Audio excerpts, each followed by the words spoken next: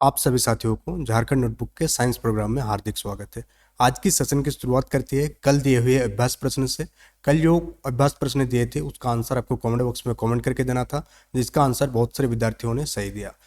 तो प्रश्न क्या था? प्रश्न ये था कि पदार्थ के दाब या तापमान में परिवर्तन के कारण गैसीय अवस्था में किसी पदार्थ के तरल अवस्था में परिवर्तन होने की प्रक्रिया को क्या कहते हैं। यानी कोई चीज़ है जो किस अवस्था में है, गैसीय अवस्था में है, जो किस में कन्वर्ट हो जा रही है, लिक्विड में कन्वर्ट हो जा रही है। तो इस घटना को हम लोग क्या कहते हैं? चार ऑप्शन आपको दिया गया था।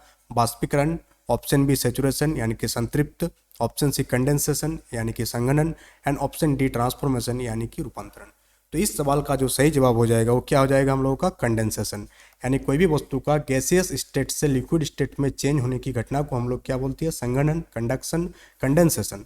कंडेंसेशन के कारण ही कोई वस्तु गैसीय अवस्था से द्रवीय अवस्था में परिवर्तित हो जाती है।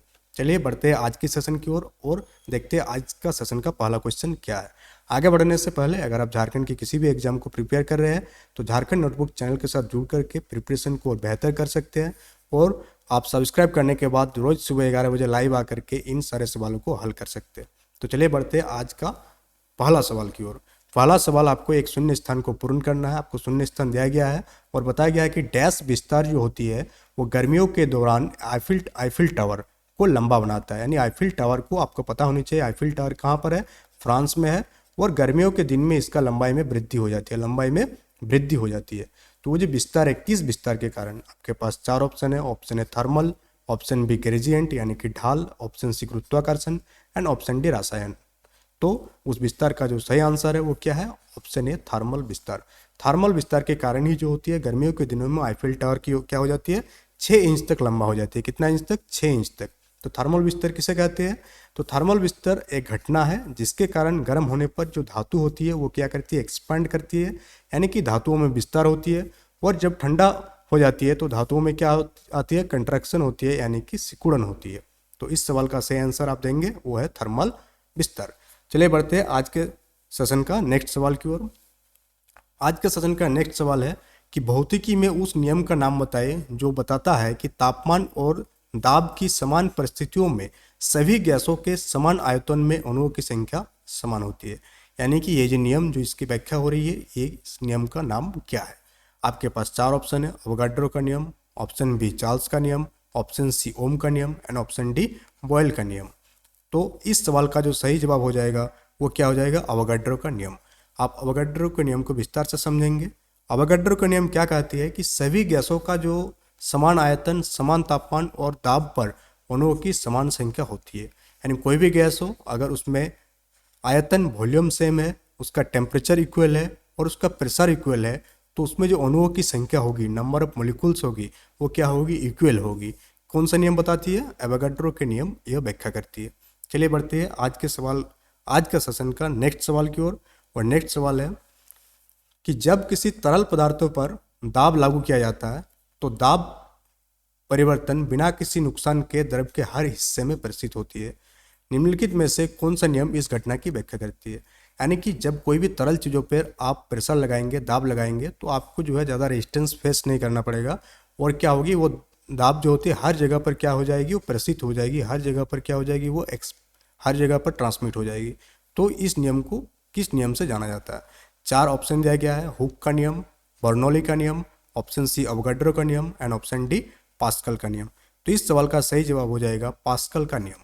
तो चलिए हम लोग समझेंगे पास्कल की नियम को। तो पास्कल की नियम क्या कहती है कि एक सीमित यानी कि लिमिटेड लिक्विड में एक सीमित तरल पदार्थों पर लागू कोई भी बल जो होती है आकार की परवाह किए बिना पूरे तरल पदार्थों में सभी दिशाओं में समान रूप से क्या हो जाती है? वो प्रेषित हो जाती है। इक्वल अमाउंट में हर जगह क्या हो जाती है? वो ट्रांसमिट हो जाती है। वो जो बल हम लोग किसी लिक्विड पर लगाएंगे, एक लिमिटेड लिक्विड है उस पर हम लोग लगाएंगे तो इस नियम का प्रतिपादन किसने किया था? पास्कल ने किया था, जिसके कारण इसे पास्कल के नियम के नाम से जाना जाता है। चलिए देखते हैं आज के सेशन का नेक्स्ट सवाल। नेक्स्ट सवाल है कि कौन सा बल तैराकों को पानी में तैरने में मदद करती है? यानी जो स्विमर होती है वो वाटर में क्या करती है? तैरते हैं, फ्लोट करती है। तो किस बल के कारण कौन सी बल उसको हेल्प करती है तैरने में? चार ऑप्शन आपके पास। पेशी बल, घर्षण बल, उत्प्लावन बल और चुंबकीय बल। तो तैराकों को तैरने में जो होती है उत्प्लावन बल जो होती है वो क्या करती है? मदद करती है, हेल्प करती है। तो क्वेश्चन नंबर 19 का जो आंसर हो जाएगा क्या हो जाएगा, सी। आज का सेशन का 19 क्वेश्चन का जो आंसर होगा वो क्या होगा, सी होगा। तो चलिए बढ़ते हैं नेक्स्ट सवाल की ओर। उससे पहले हम लोग देखते हैं उत्प्लावन बल किसे कहते हैं। तो एक वस्तु पर लगाया गया एक ऊपर की ओर बल है। उत्प्लावन क्या है, उत्प्लावन बल क्या है, वस्तु पर लगाया गया एक ऊपर की ओर बल है जो आंशिक रूप से या पूरी तरह से पानी में डूबा हुआ है। तो उत्प्लावन बल हमेशा किस में काम करती है, पानी में काम करती है, ये आप याद रखेंगे। तो चलिए बढ़ते हैं आज का आखिरी सवाल। आखिरी सवाल क्या है जिसका आंसर आपको कमेंट बॉक्स में कमेंट करके देना है, यानी कि एक अभ्यास प्रश्न है। अभ्यास प्रश्न क्या है, क्या होगा यदि एक कांच की बोतल पूरी तरह से पानी से भर दिया जाता है, वो ढक्कन को सील कर दिया जाता है और उसे हम लोग फ्रीजर में डाल देते हैं। यानी कि एक कांच का बोतल है जिसमें हम लोग कंप्लीट फुल पानी भर दिए है और उसका ढक्कन को हम लोग सील कर दिए और फिर उसको हम लोग कहाँ डाल दिए, फ्रीजर में डाल दिए। तो उस बोतल के साथ क्या होगा, sorry for that. Option A है पानी जमने के बाद बोतल पर वायुमंडलीय दबाव के कारण कांच की बोतल विकृत हो जाएगी। ऑप्शन बी है आखिरकार बर्फ कांच की बोतल को तोड़ देगी। ऑप्शन सी है पानी के बर्फ में जमने के बाद कांच की बोतल का वजन बढ़ जाएगा। और ऑप्शन डी कुछ नहीं होगा। इस सवाल का उत्तर आप कमेंट बॉक्स में कमेंट करके देंगे। तब तक के लिए धन्यवाद। जोहार झारखंड। और चैनल को ज्वाइन कर लीजिएगा ताकि आगे आने वाले सेशन को सबसे पहले आपके पास रोज सुबह 11 बजे पहुँचे। Thank you. जोहार झारखंड अगेन।